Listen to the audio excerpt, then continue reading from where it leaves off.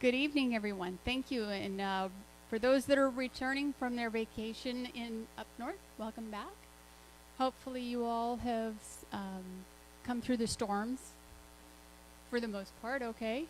You know, there's not much we could say about that other than we'll get through it like hopefully we did with Ian and otherwise. So welcome back and thank you for being here today. Okay, so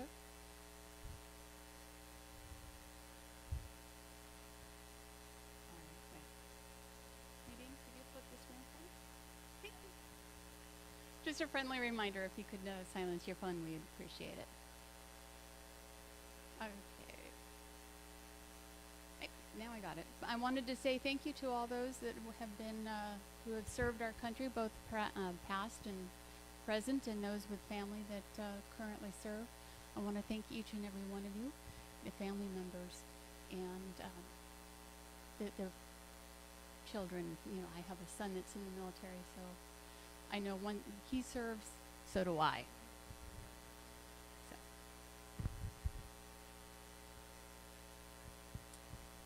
And the button says, thank you. All right, so here's tonight's agenda. It's going to be a pretty simple one. We're going to run through some our usuals. We're going to go through the treasury report real quick. We need to talk real quick about the GPICA locks and some community interest news that everybody may like to know about. And then our guest speaker. Thank you. Okay. All right. Looks like we're both doing it at the same time. All right, it works. When technology works, it's wonderful. I'd like to bring our treasurer up, and so he could discuss the treasury report. Thank you.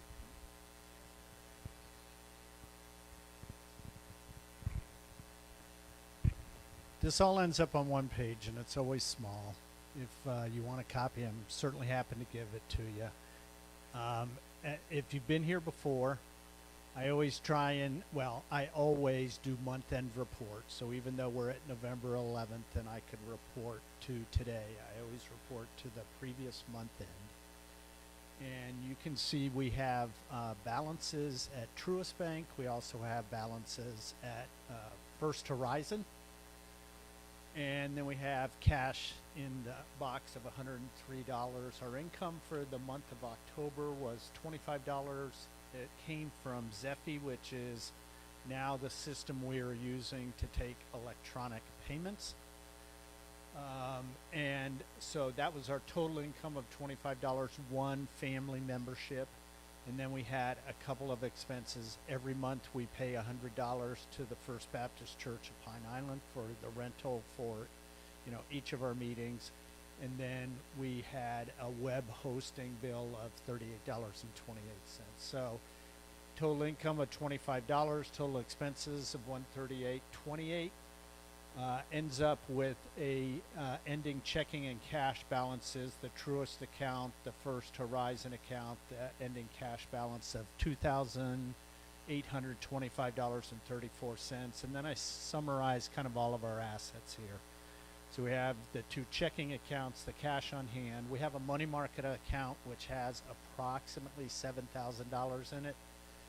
And then we have a certificate of deposit at Truist of about $81,000 and also a certificate of deposit from First Horizon Bank in the amount of $10,000. So the monthly accounting's pretty simple, not, a little bit of income, a couple of expenses, and so we go from checking balance at the beginning to checking balance at the end. And I have a little note down at the bottom you'll see, and I think this is actually the next item.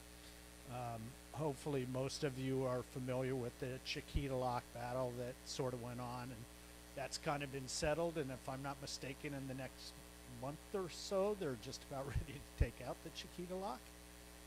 So the reality is at one point in time, a couple of years ago, we said as an organization that we would match up to $5,000 of donations that came from our membership. And we ended up just short of, I guess, $3,000 in terms of matches from members. and that money has been sitting there with our ability to match any more further contributions to that argument, although the argument is pretty much settled and nobody's going to be making them. The membership had to approve our match of $5,000, and I think the issue now is that we're coming back to the membership. We're saying, look, since the lawsuit is essentially settled and they're getting ready to remove the lock, there's no particular reason for somebody to be donating money to fight the legal battle that's already been settled. And so, Deborah, I presume you're going to ask the membership to approve. Yes. We need to make an emotion to our membership. If anybody wants to discuss the Chiquita lock and is closing our books on this particular one, does anybody have any questions?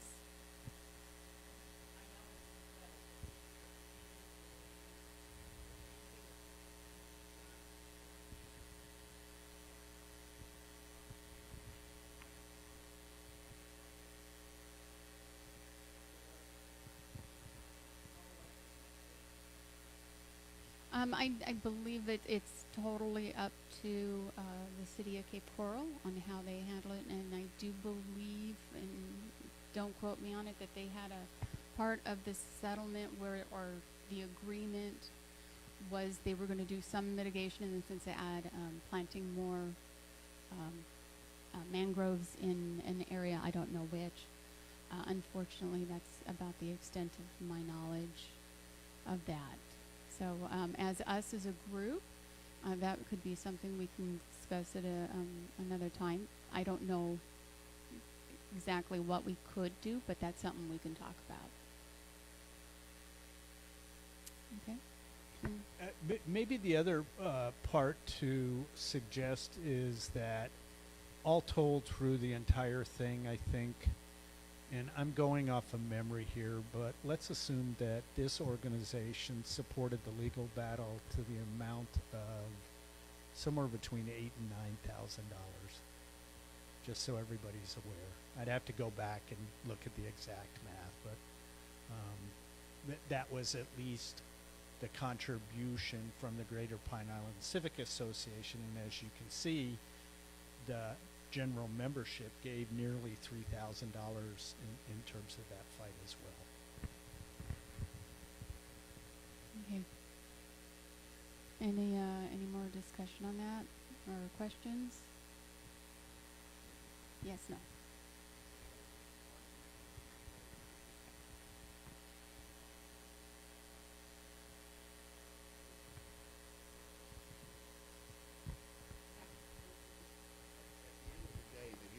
Examiner that heard the issue bought the argument that the water in Matlacha Pass was dirtier than the water that was in the Cape Coral canals, and that the pollution, any pollution that was in the Cape Coral Spreader Canal actually came from Matlacha Pass through the mangroves, when just the opposite of what was happening.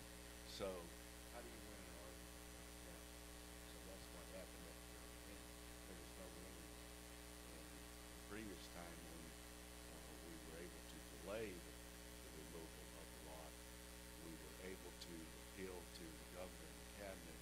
At that time, he was the Clean Water Governor, and so the DEP said that they couldn't remove the lock at that time, but this time it was a done deal, gave them the permit to remove the lock.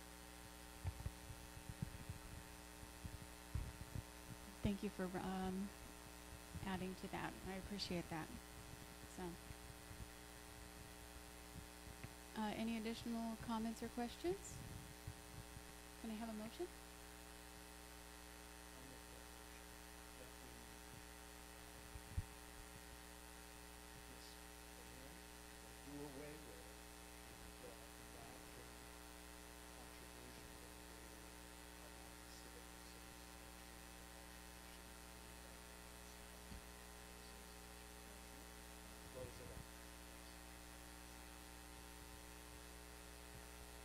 Okay.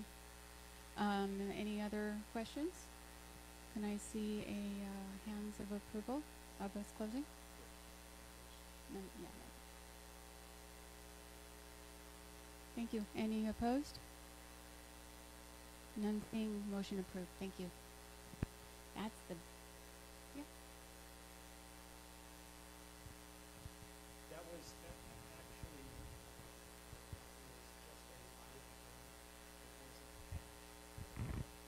okay, so what I tried to do is just say, hey, look, we have a liability to pay $2,025 in the event that there were contributions made from the general membership. Thank you. Those were the big items. Now let's see if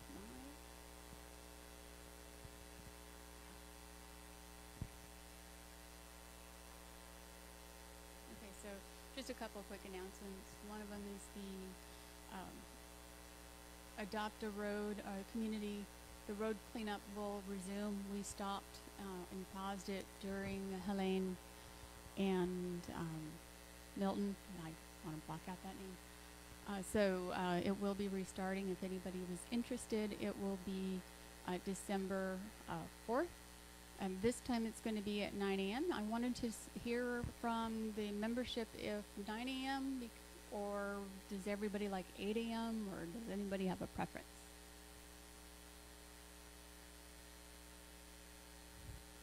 Deb, No.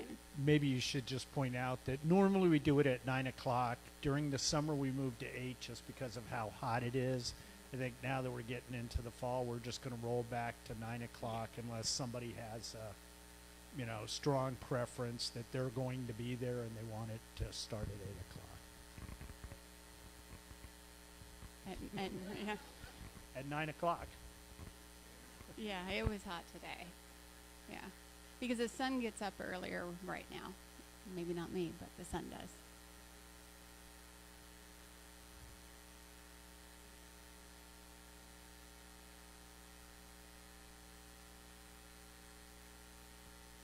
Okay, we'll poll at on the 4th. Thank you. Okay.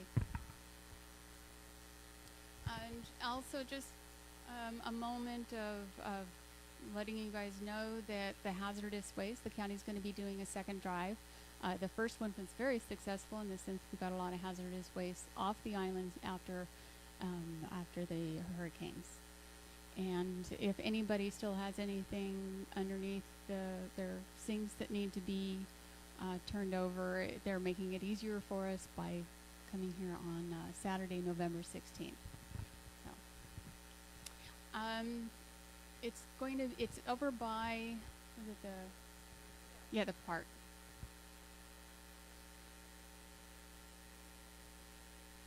Yeah, it's across the street from the library.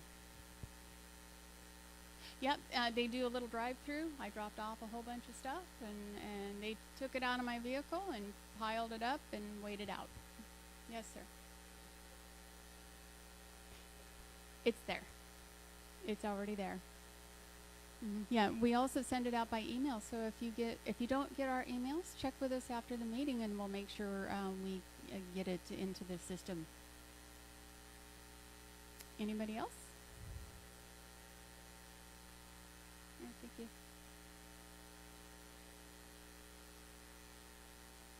Yeah, they take everything. They took my fertilizer that I didn't know I had until after Easter. Yeah. Okay, so online we have a resilience survey. If no one has taken the survey yet, you can also use the QR codes that are displayed here right now, and you can let us know how you are assess the damage, the location of the damage, and receive opportunities to Miss Nadine, this is your baby. No, you shouldn't be. Turn it on though.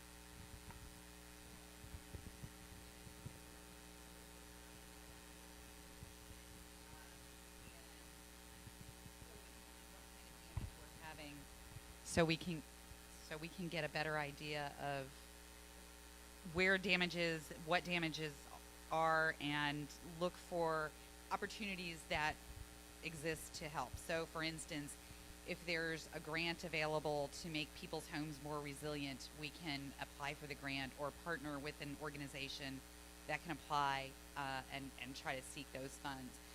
But we're also looking for, you know, can we help people with ideas on rebuilding differently or rebuilding with better materials? And so we have a better idea of what happened to your place and where on the island you are. We can kind of try to find some resources to help our community. Thank you, Dee Dee. Hey, the other part is the QR codes are there, but they're also on sheets on the back table back there. So as you exit, you can just stop by. One of them is for, as you can see, is for business, and the other one is for residential. So take whichever one, take a picture of the QR code for whichever one you want. And I do understand that it is confidential information. It's not shared with outside. We just want to see how our membership is doing.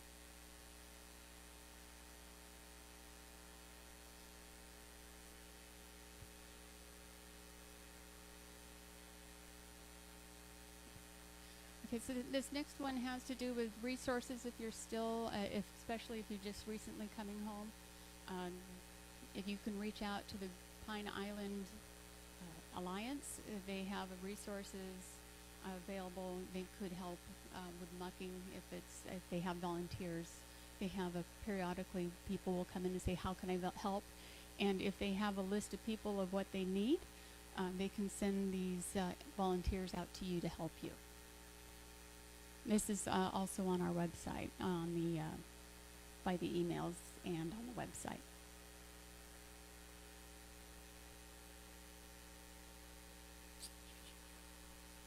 Okay, so this one's kind of cool. This year we're going to be doing a seedling giveaway.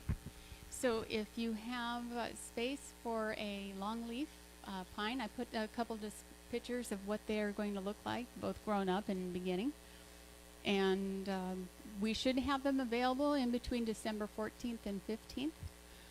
And we'll send you out an email with additional information and announcements as soon as we have the actual the date that the nursery has them available for pickup.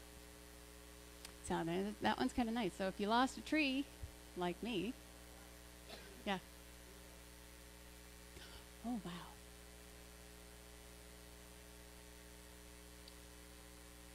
So I'm picking them up from the Forestry Division of Forestry probably on Friday the 13th.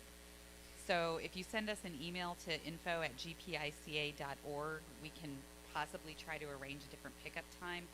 But we can also give them to a friend of yours. We're getting 1,000, so it's kind of first come, first serve. We're going to limit, we're not going to give them all to one person. But you've got to keep them watered if you're not in town. So maybe you can have a friend take them for you and keep them watered until you get back.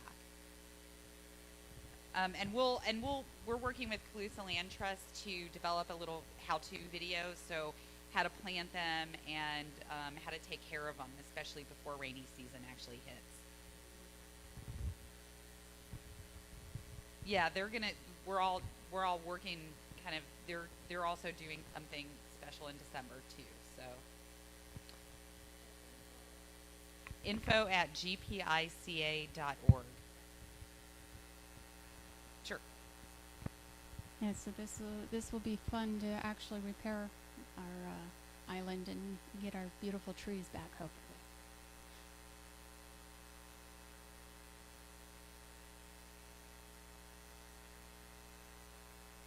Okay, this is my usual slide that is reminders to please have your phones on silence, take private conversations outside. There's a microphone in the middle of in here, so the people that are online can hear what your questions are because they may have similar questions as you do. So if you can use the microphone if you have questions, and always remain civil. Anyway, you can read it. Thank you. All right, I would like to introduce David. I'm going to allow you to say your last name for me. Thank you. Rathke. Thank you. He's the executive director of the Resilient Florida. It's a nonprofit. He's promoting the regional strategies and action plans for adaptation of extreme weather events and sea level rise. We also have this website up there where you can take a look at it. He's going to tell us what he has. Thank you for coming. You should wait for the applause till I'm done speaking to make sure it's worthy.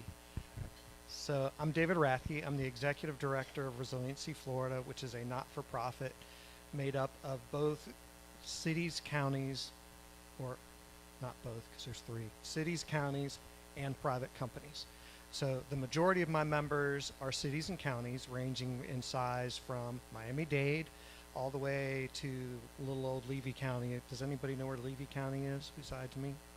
So 2 of us, 3 of us know where Levy County is. So Levy County is very rural, and it is probably 2.5 hours north of Tampa on the west coast. So think about places like Cedar Key. That's Levy County. Private companies, name an engineering firm from local Florida firms like Jones Edmonds and Cummins Cedarburg to global firms like Atkins Realis and WSP. So a lot of engineering firms, also Florida Power and Light and CEMEX, along with the Precast Concrete Manufacturers Association. So I'll be talking a little bit about precast concrete and a whole lot of other things with regards to resilience over the next few minutes. So I am from Tallahassee, but I am not originally from Tallahassee. I came from there this morning, but I am not from the government. I am with a not-for-profit organization. So whatever I say, politically speaking, is the opinion of myself and my organization, and I will try not to go too far into politics and just give you some facts. So how many of you, like me, I've been in Florida all my life, 56 years. Any other natives? A couple. Okay. How many of you have been here at least 20 years? Pretty good amount. How many of you have been here less than 20 years? Okay. So recently we had 3 hurricanes. Recently meaning starting with Ian up and through Milton and Helene. Those 3 storms caused nearly $500 billion in total damages.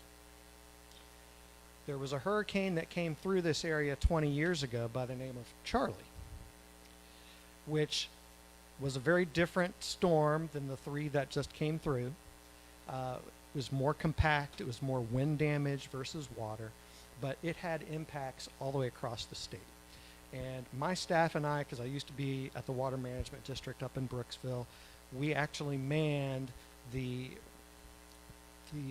resource centers in Arcadia handing out supplies because they needed folks with organizational skills. And the state put out an all-call, if you will, for, hey, we need some people to come run these stations. So I came down here. I actually grew up in Sarasota. I came down, went across 70 to Arcadia, which I traveled all my life, and I could not recognize it. There wasn't a leaf on a tree. There wasn't a bird in the sky. And this community experienced, I believe, something worse. Coming in here this evening, I timed it to miss as much traffic as I could, but I also got to see an extraordinary sunset, which is one of the things that brings us all to Southwest Florida. It is beautiful. It is dynamic. It's beautiful. The environment is amazing, but it is changing.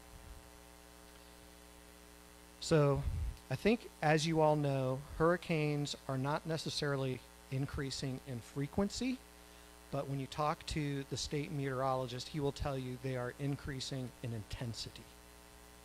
And if you go to our website, all of the presentations from the last Florida Resilience Conference are on there, including his. And you can see the data for yourself.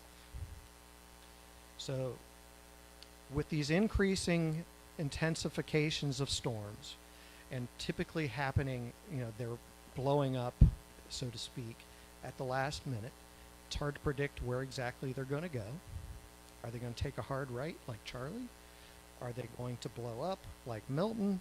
And are they going to essentially affect the entire state like Ian did? Ian caused damage on both coasts. There were downed homes and things like that on the East Coast in Daytona Beach. So it was not just a Southwest Florida issue. So what are we going to do about that?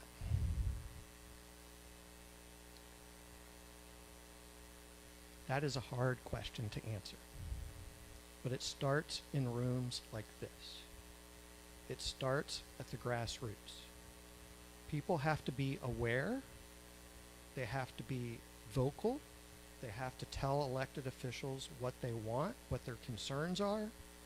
And we are happy, in a way, here in Florida, that our state has taken the bull by the horn, so to speak, in that it created a grant program about 3-4 years ago to deal with mitigating for extreme climate impacts, so resilience, if you will. That program focuses on critical assets. So governments, large-scale, not-for-profits, can qualify for grants to protect infrastructure such as evacuation routes, police stations, fire stations, town halls, schools, shelters, things like that. Anything that is considered a critical infrastructure. Pump stations for sewers, water supply, those kinds of things. But they don't protect individual homes. There's a program through the CFO's office called My Safe Florida Home that tries to fill that gap a little bit.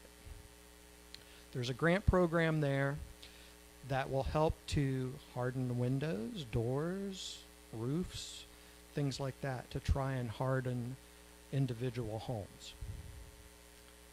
There are also technologies out there such as tiger dams. Has anybody heard of a tiger dam? So a tiger dam is essentially a very heavy-duty polyvinyl type material that gets filled with water and stacked on top of each other. They come in about 50 feet lengths. You can put them around structures to protect them from rising water because they're very heavy, they're very sturdy. There are a variety of products like that intended to do the same type of thing. But the governor has talked a lot about tiger dams in recent weeks because they have been deployed in a lot of municipalities and counties throughout the state over these last several storms. Are they cost effective for a single family home? No. Can they be effective to protect a single family home? Yes. But cost effectiveness is a different issue. They can modify them to be 30 feet in length and then still stack them to protect up to 6 feet of flood. But I was talking to them on the way down here today, actually, and asking the sales rep that is a member of my organization about this, and she said that unless it is a very large piece of property, it is very difficult to do. However, if you have an HOA with many homes, you may be able to protect a whole subdivision, for example. You can protect downtowns. You can protect shopping districts, things like that. Larger pieces of property because they're more effective just because of the way the engineering works. There are other things that municipalities primarily are doing, but homeowners could do this as well. And there's a myriad of products that kind of slip together, if you know what tongue and groove is. Some of them are metal, some of them are high impact plastics, things like that. And they can go together, slide in front of doors, windows, etc., and they kind of have a curvature to them so that when the water presses against it, it doesn't fall over because it has that curve, so the weight of the water is helping hold it in place. And it doesn't bend, it just stacks the water up almost like a little mini dam. And a lot of folks like in Flagler Beach for their municipal buildings are deploying things like that. So when they know the storm is coming or the flood is coming, they just go out, they slide them in. For a homeowner, you could do something like that with your doors and windows.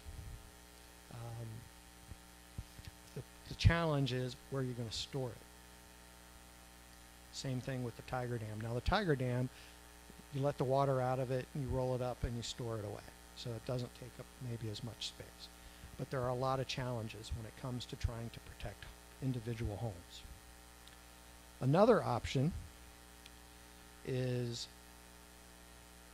height. You can actually hire people to literally raise your home, including the foundation, and put more fill underneath. They're doing it in Louisiana. In fact, NOAA just gave an organization in Louisiana a grant to train people how to do this. So they're looking at trying to create a new market. They've been trying to get it done in Florida as well. But in Florida, most folks think about things like natural shorelines and things like that for protection, which I always look at it right tool, right place. So you can't use a seawall everywhere. You can't armor a shoreline everywhere. You can't use mangroves everywhere. It has to be the right tool in the right place. But there are a lot of options. The difficulty is picking which one and paying for it, and the logistics of what to do with it when it's not in place. So those are just a few ideas. The interesting part of the whole thing is that if you think about when the condo down in Miami collapsed, there have been pieces of legislation filed. One was last session or the year before to create organizations so that more folks can take advantage of these grant opportunities. Those bills did not pass. I'm not saying they were good or bad, or I'm just saying they were out there and they just didn't pass. They may come back. I know there's going to be some mangrove legislation because people are trying to restore native shoreline and mangroves, which we support that too. Living shorelines tend to do very well. They have put them in all over the state. They have put them in up in Escambia County. They've put them in along the East Coast, Southeast Florida. We've put them in throughout Southwest Florida, and they have done very well with how they recover from storms. They improve water quality, they improve habitat, and they do diminish storm impacts. So these are my thoughts on the lines of defense. So it's going to be kind of a military analogy now. So first line of defense, if we have it, is a reef system. Natural reef system. The second line of defense, an artificial reef system, which the state, through the FWC, Florida Fish and Wildlife Conservation Commission, has an artificial reef program. They're trying to build it up. They're working right now down in the Keys on a $10 million project to create an artificial reef system down there. What is beautiful about the artificial reef systems is you can actually use something called WADs, or wave attenuation devices. Put them in the water, it becomes your artificial reef, which also increases habitat for bait fish, other reef fish, things like that, and it does help to reduce wave size. You can also then put something very similar along the shoreline to keep the sand from washing out. They have found that some of these products actually increase sand depositing, not washing away. The next line of defense would be shoreline or beach dunes, if you have enough beach to put them there. The state helps pay for those restoration projects. I want to say last year it was about $100 million that the state appropriated for beach renourishment. Partner organization of mine is called the Florida Shore and Beach Preservation Association, and every year we work together in partnership to put on the Florida Resilience Conference.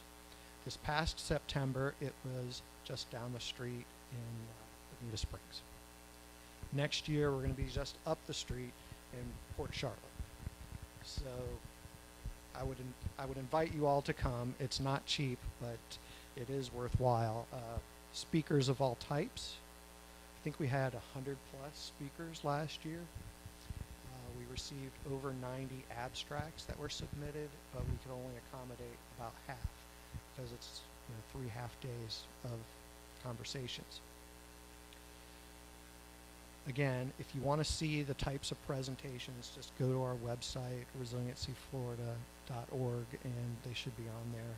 You can see our past events and upcoming events on the event tab.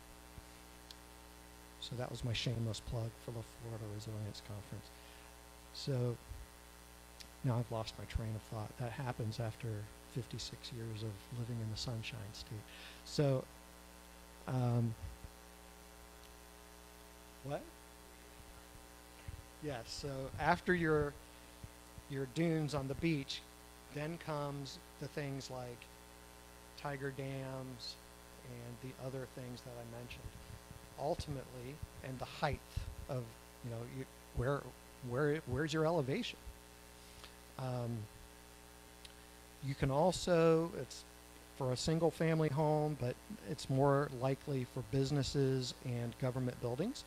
Precast concrete is, talk about a protective substance. You are not going to break that thing down with wind, that's for sure, and likely not water. So building products like that, the homes that were built after Andrew and the improvements in the building code, I wouldn't say all did well, but most of them did pretty well through these last storms. So the building code improvements, we can look at toughening those up even more, but at some point it's just economics. Things become cost prohibitive and people cannot afford the home. They cannot afford to rebuild the home. The insurance costs, and we already know how much that costs, just go through the roof, as building costs increase. So as far as businesses go, how many of you have a small business? Okay. Some of the same things apply. With regard to things like SBA and those types of loans, it is an arduous process, I think, as anybody who is a business owner would know. Same thing for homeowners with FEMA. The federal government moves, I would say, at a snail's pace, but it's slower than that. So, and I can say that because I used to work for a congressman a long, long time ago. So, yeah, just is what it is. They have so much to do and so little to do it with. and it just, it's painful. However,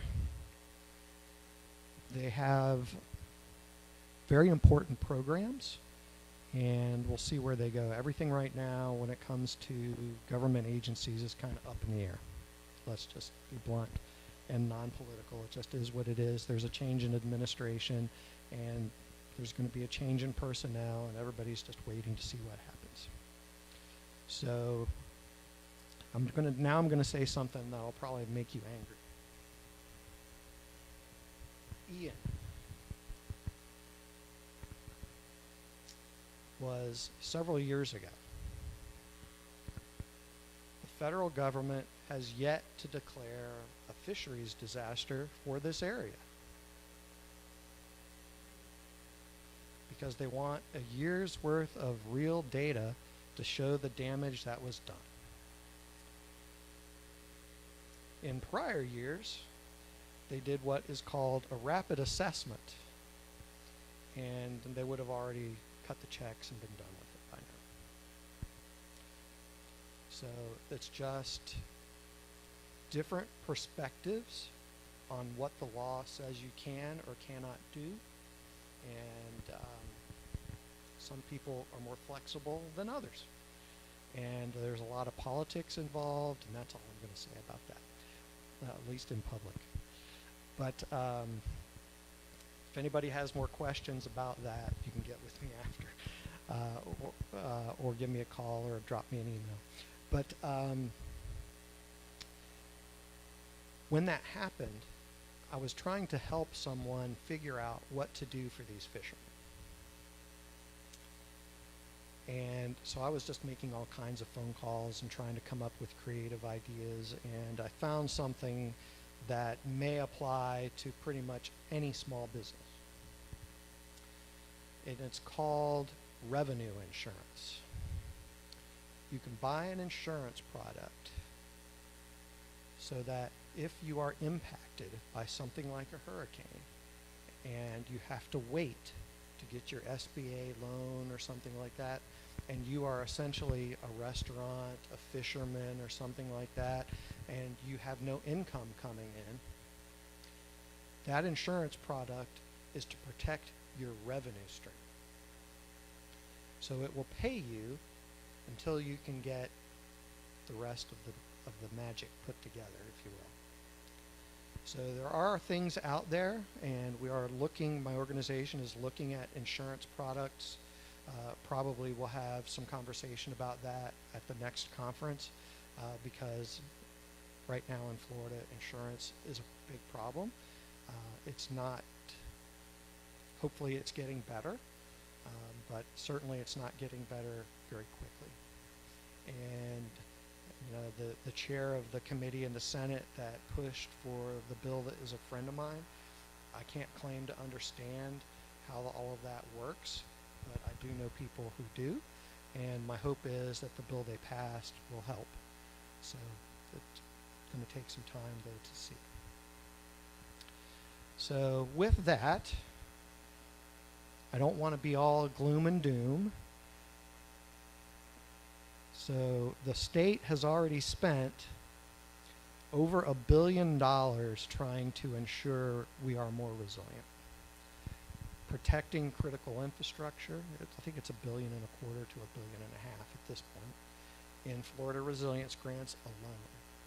There also, and I know water quality is near and dear to the people in this area, there is a $500 million request for next year's budget for water quality improvements.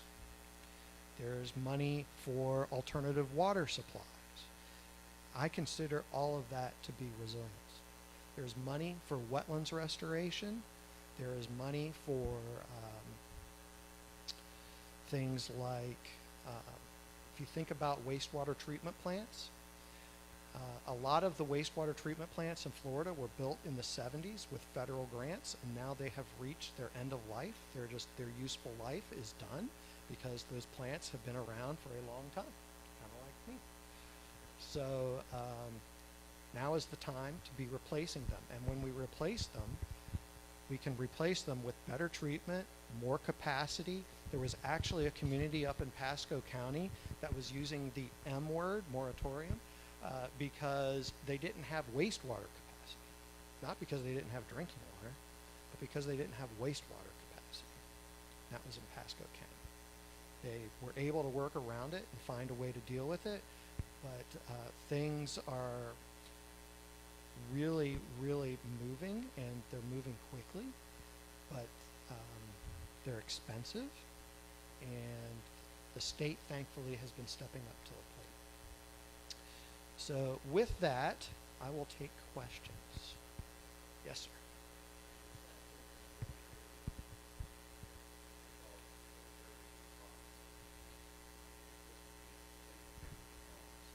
I think we have to get proactive in terms of trying to implement a policy.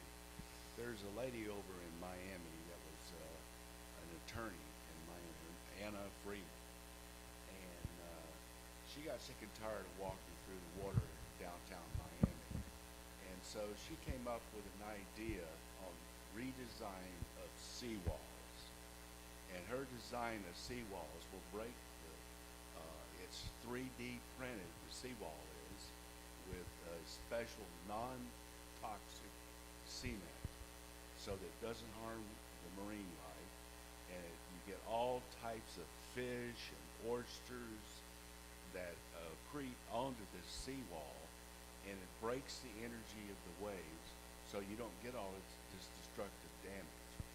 And so what we need to be doing as citizens is we need to be lobbying our county commissioners to adopt policies that when people build a new seawall, we can go to a more modern technology that's going to make our communities more resilient, and it'll all be better for it. And so her company is called Kind, K-I-N-D, Designs.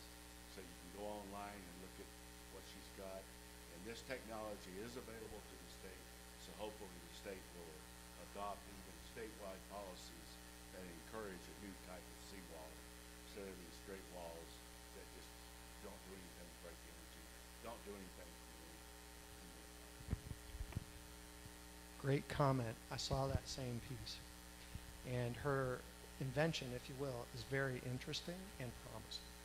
So what I really like about it is the fact that, as you were mentioning, not only does it act to break the wave energy down, but it provides habitat.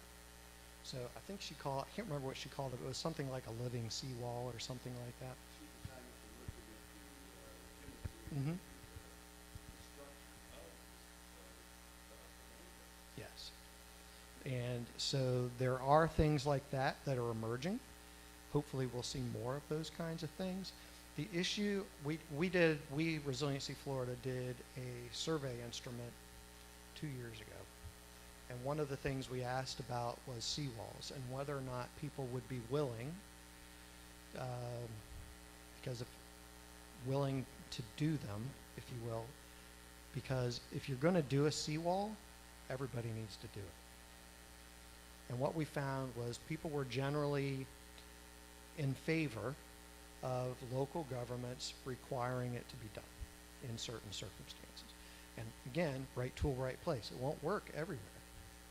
Armoring does not always work because maybe it's too long of a run, maybe it's there's no reinforcement behind it. If you look at the aerials from Daytona Beach when Ian came through, they had seawalls in place. The problem was they didn't have anything behind them. So the water got behind the seawalls and just washed them all out, and you had seawall failures because of it. So where you're going to have seawalls, everybody kind of needs to do it, and they have to be done right, and this new technology could very well be a big improvement. Anyone else?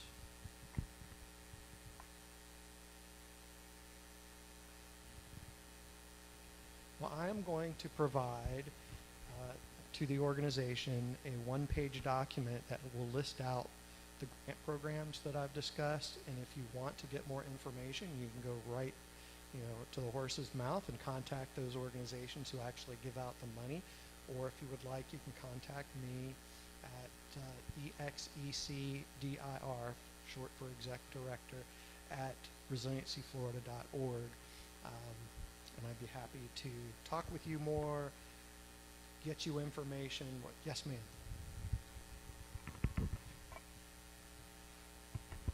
Do you know if any Florida graduate programs are working on this issue? Either landscape architecture, environmental studies? A lot of the engineering schools are looking at it. Can't tell you specifically, but I would imagine all of them probably are, especially at the University of Miami, Florida Atlantic, FIU, so those in the southeastern part of the state all have programs on resilience. I know UF has a program. I know Florida State is doing a lot of research. So as far as the landscape architects, that I don't know. But the engineers are definitely looking at it. They're also looking at various portions of the water puzzle, which may go in with resilience. You know, how to build better water treatment plants, things like that. So yes, there's a lot out there. FIU actually produces a newsletter that they put out. I want to say it's called Rising Seas or something like that. So you could Google that, and they do a really good job of talking about climate change and sea level rise in their newsletter. David, I've got a question. What kind of advice would you give a community like ours? We're in an unincorporated area. Our government is the county. How can we garner more support within the community and within our local government to look at some of these options? Sure. So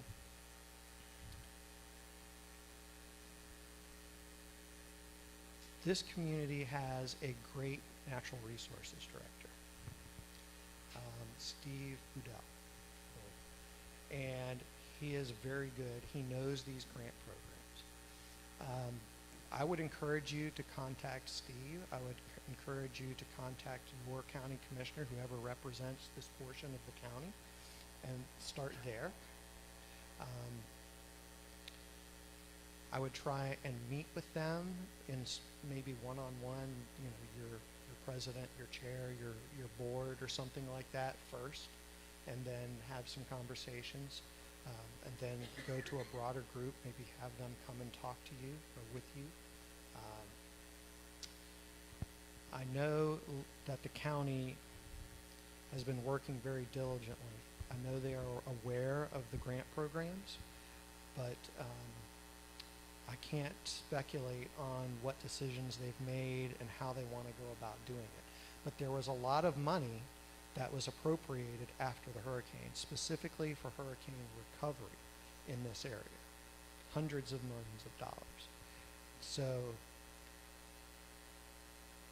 it does take time, because once the money's appropriated, the community has to get to a contract with the agency that the money's flowing through. Once the contract is done, then things have to go and get designed, then they still have to be built. So building a significant solution can take 3 to 5 years. That's just how long it takes. It could be.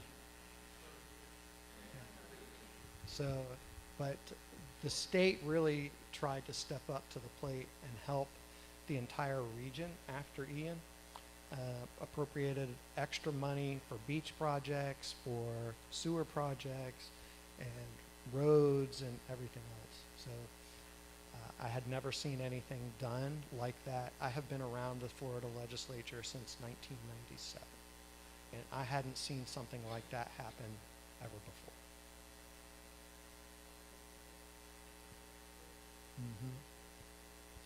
Yeah, that was kind of magical. Yeah. There are homes on the island that have flooded 4 times in 2 years. Sure. And they repeatedly get repaired. Are you aware, are there any grant programs that would help people to elevate the homes? Because that's really the only resilient solution in many cases. There may be some FEMA money, but typically FEMA just wants to buy that home out so it doesn't flood again. They work through the local community to do that. But as far as grant money to just elevate, I think there has to be a state match to do that, and we don't have a program to be able to do that right now. So that must be something that we could look into. Yeah, on Pine Island, of course, we don't have any natural beaches. Hopefully we didn't get any new ones. And it's more the mangroves and it's the natural sloping that we're not everybody, but some of us deal with, like myself. So, so raising our homes is pretty much our only option that I'm aware of, because putting a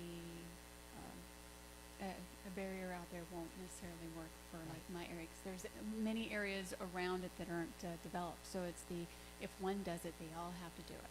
So And true. we do like our natural So magic with regard wand. to if one does it, we all have to do it, that is really true, because if you elevate one, all of the runoff just goes from that property to next door or to the road out front.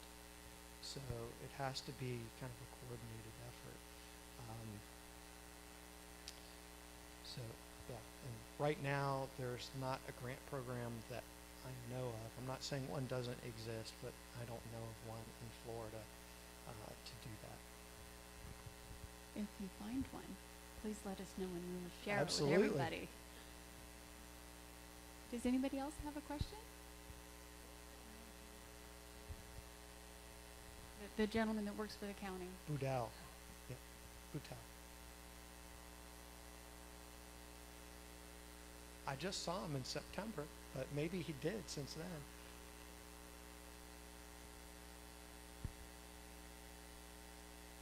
Yes, ma'am.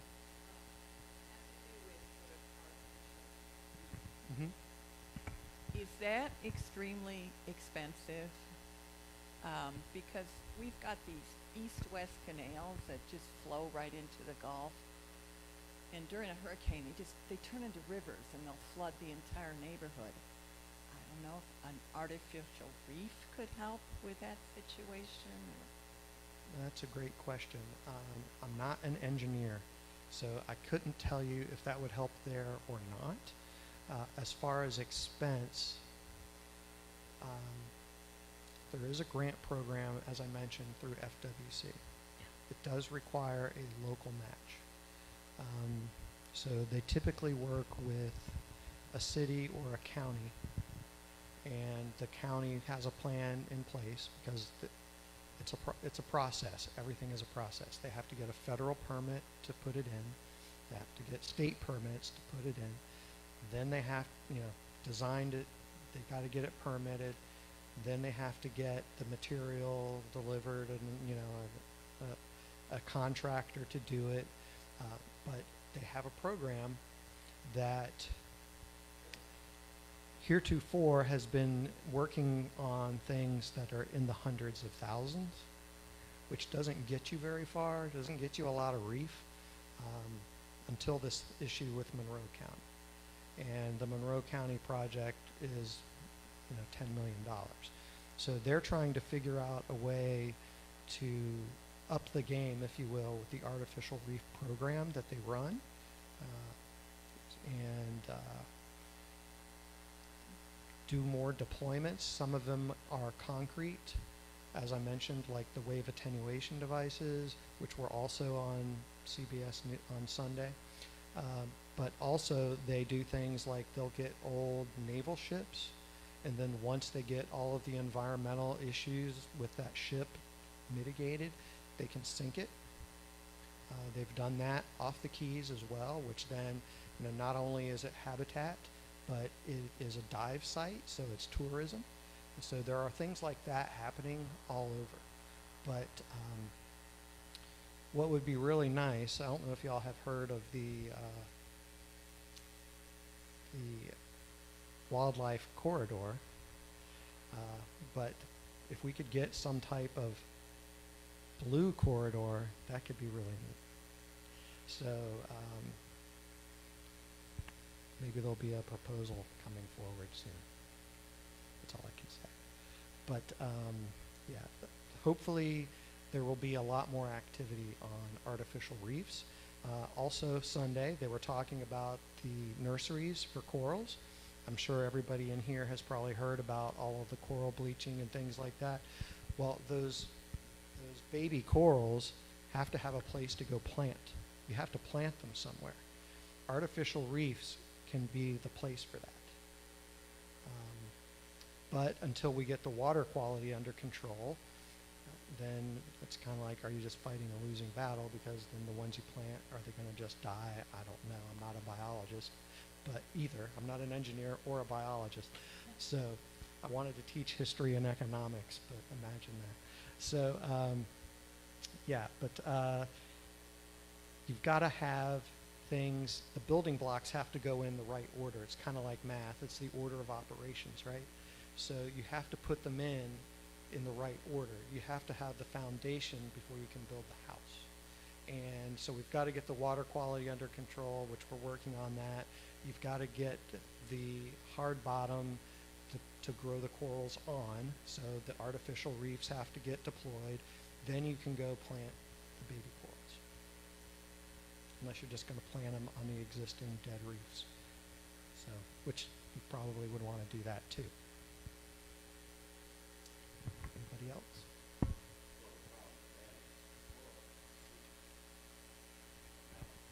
Carbonic acid in the oceans that's caused by the CO2 that's stored in the oceans.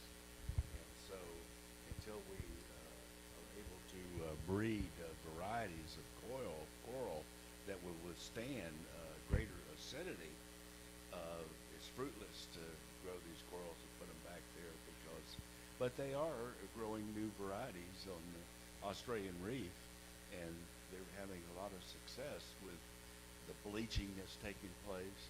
Like when I was a kid growing up, we were down in the Keys every weekend, and Lou Key was one of the most spectacular coral reefs anywhere around this hemisphere.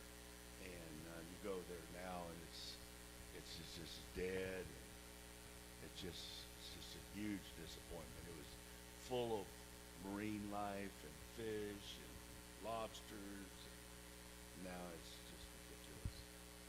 Yeah, there's a lot of truth to that. And the oceans are getting warmer, as mentioned, and they had record temperatures down in the Keys this past summer.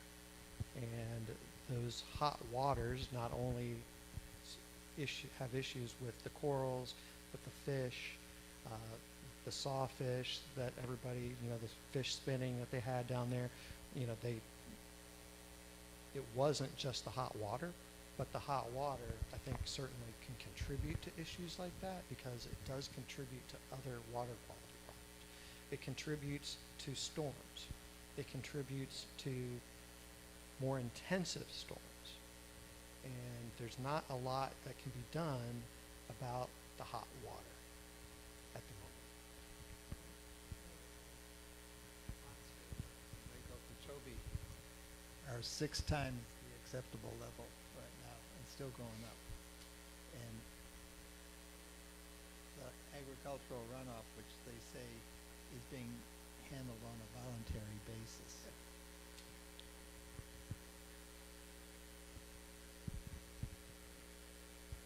Yes, sir.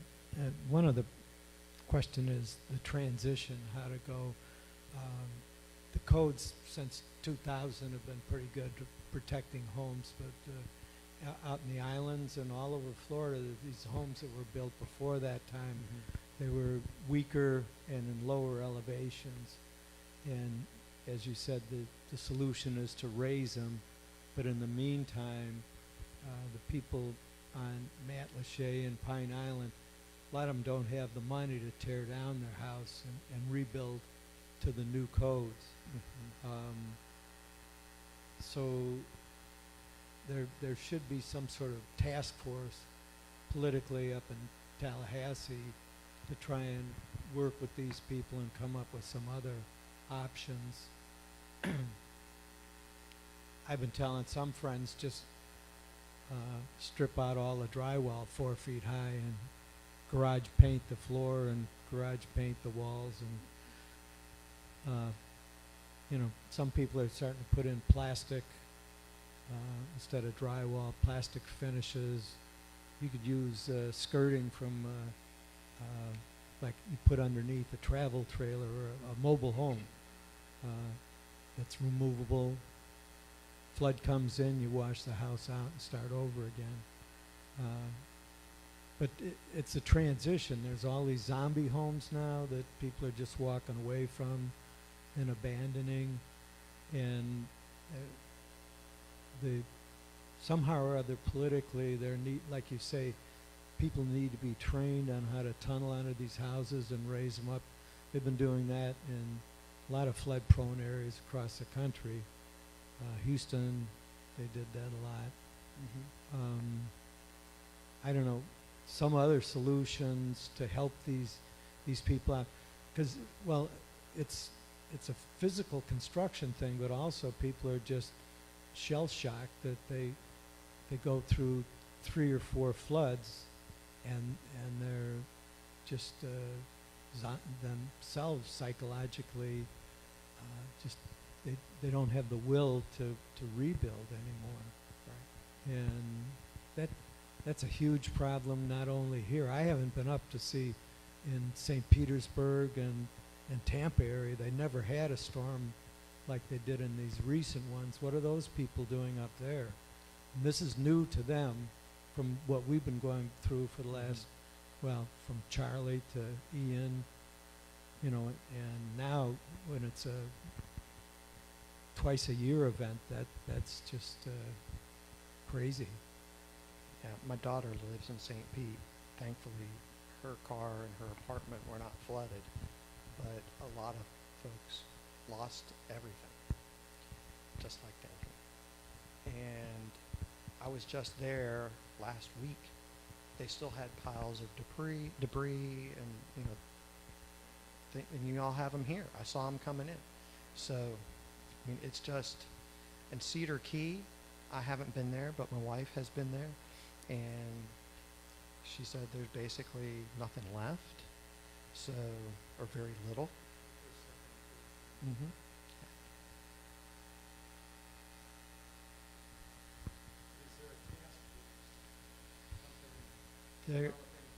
The legislature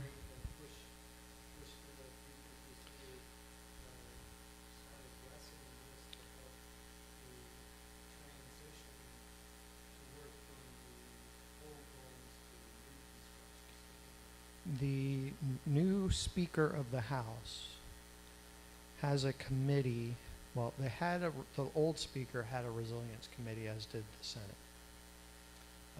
That committee is now transforming into something more along the lines of what you're talking about, how to move forward from where we are, and looking at it from different angles. I haven't seen the full charge to the committee yet, or who the members are going to be. But the House is going to have a committee to start talking about these kinds of issues. The Senate, I would imagine, if they don't have a matching committee, it'll be done through a different committee. It's just the structure is different between the two bodies. You know, Ben Albritton is going to be the president of the Senate, and he knows these issues well because of the area he represents. Being in part along the coast through here. So I know it's a big issue for both sides of the aisle and for both chambers and the governor's office. So we'll see what conversations take place. But there's definitely going to be committee activity on what are we going to do about the hurricanes that just came through. The governor has the word on the street, he wants to have a special session, but I haven't heard that but from a couple of people, so I don't know that that's actually going to take place. But they did that after Ian, so they may do it again. So that's one of those things that's still up in the air. One more thing I'd like to add is that when it comes to building codes and resilience, raising a property doesn't necessarily resolve the issue. It only pushes the issue to somewhere else. So, you know, as the resiliency, I'd like to see personally of someone to solve that type of issue, not just build up and build a whole bunch of dirt so the lower ones get flooded out and then they're next and so on. So there are ways to raise without bringing in a bunch of fill. You can put houses on pilings. I've seen that happen. Fill, of course, is more stable, but you know, a lot of the stilt homes in Cedar Key, that didn't help. But where you have concrete pilings and things like that, that may be possible. And that would be county codes that would require that. Otherwise, they will go to the current codes, which may or may not be as resilient as it could be. So that's a political thing that we... Yeah, that's one of the things my organization is trying to do is build a database of model codes that local governments can then choose from, if you will. I mean, we have examples in other parts of the state. You know, Southeast Florida had to deal with this issue first with the king tides and things like that, which, speaking of, you know, what you saw on television, that's kind of how that originated, was people got tired of every time there was a high tide or a king tide, all the roads flooded. They had a lot of canals over there, and there's just no conveyance of water sometimes, because with sea level rise, which is a real thing, you got to have a head difference between where the water is and where the water's going, or it can't move. So, you know, the old adage of water flows downhill. So they've had to do a lot of retrofitting. The city of Miami Beach actually raised quite a bit of their infrastructure because of it. They had to raise pump stations, roads, and all kinds of things. That I don't know, but hopefully we're going to have them to do a webinar here in the next few months and talk about what they did, because it was substantial. Okay. If nobody else has any questions or comments, we're going to go ahead and close this section. And I would like to thank you again for coming all this way to speak with us. And, Of course. And hopefully, you know, there'll be a magic wand out there. Well, I hope I didn't depress you too much. No, we love our home.